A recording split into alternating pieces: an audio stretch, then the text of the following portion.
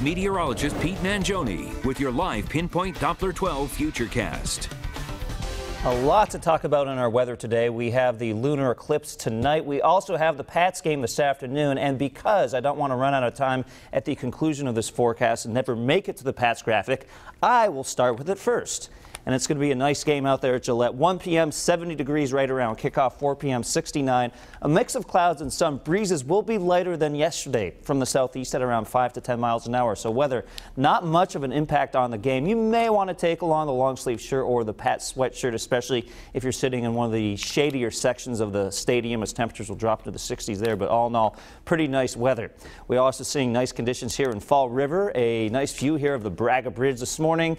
Sunshine in Providence, with the Eyewitness News threat tracker showing fairly calm conditions for the next couple days. I am thinking about adjusting this category right here to the medium category on Tuesday, because late Tuesday afternoon into Wednesday morning, the potential of some heavy rain, which could lead to some localized flooding. Right now, the timing is very scattered. We have to kind of hone in on when the timing of those showers might actually be, but I just wanted to give you a heads up about that Tuesday afternoon into Wednesday morning situation. We have a cold situation right now in Coventry, 35 degrees, 33 in Taunton, 1 degree above freezing, 45 in Indergrit, 43 in Westerly. Block Island this morning has been in the 50s, so temperatures all over the place.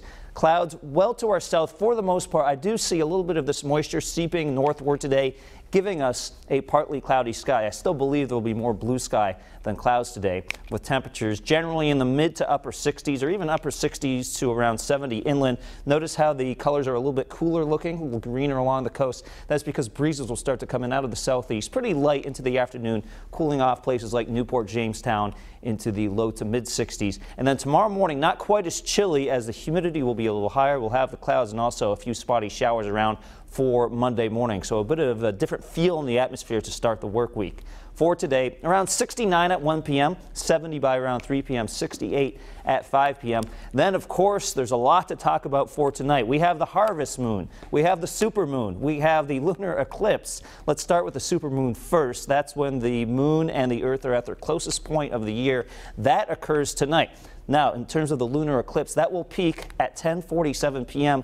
That's when the sun blocks the sunlight, which creates a shadow on the moon. You would think the shadow would mean complete darkness on the moon, but no, because of the way in which the light scatters, it actually creates this nice reddish glow on the moon. So if we can keep away the clouds, you'd see a rather large-looking reddish moon tonight. Let's get to the cloud part of the forecast right now. This is 7 p.m. You could see some clouds starting to build along the south coast. This is 10 p.m. Most of what you're seeing right here would be low clouds. They may be a little more numerous along the south shore compared to inland spots.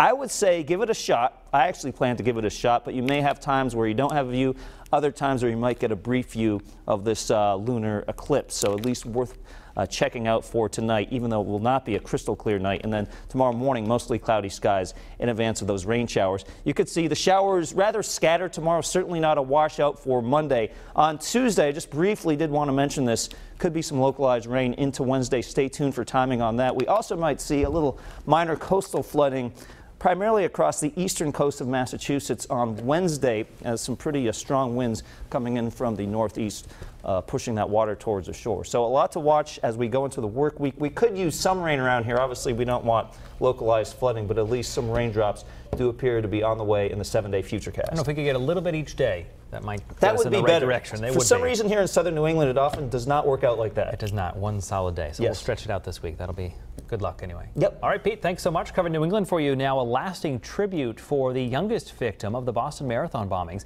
A life-size